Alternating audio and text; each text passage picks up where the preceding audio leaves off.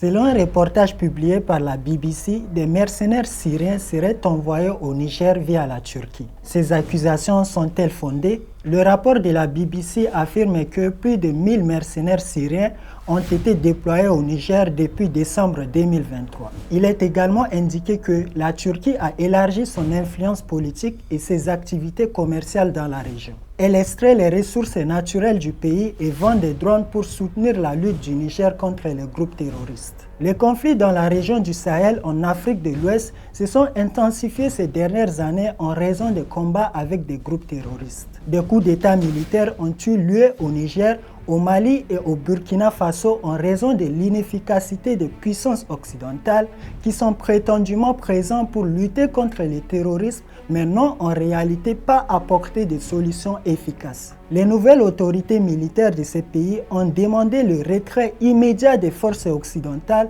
et ont renoncé à plusieurs accords établis pendant la période coloniale. En janvier 2024, la Russie a signé un accord de coopération militaire avec le Niger, ce qui a conduit à une augmentation de l'influence de la Russie, de la Chine, de l'Iran et de la Turquie dans la région. La présence russe et chinoise est désormais beaucoup plus sollicitée dans la région, tandis que la Turquie émerge comme une étoile montante en adoptant une stratégie gagnant-gagnant sans recourir au néocolonialisme. Cela déplaît fortement à l'Occident qui refuse de voir la Turquie jouer un rôle positif dans le développement de l'Afrique. Le président de transition du Burkina Faso, Ibrahim Traoré, a affirmé à ce sujet que les médias occidentaux propagent de fausses informations pour maintenir leur contrôle et leur hégémonie sur les pays africains.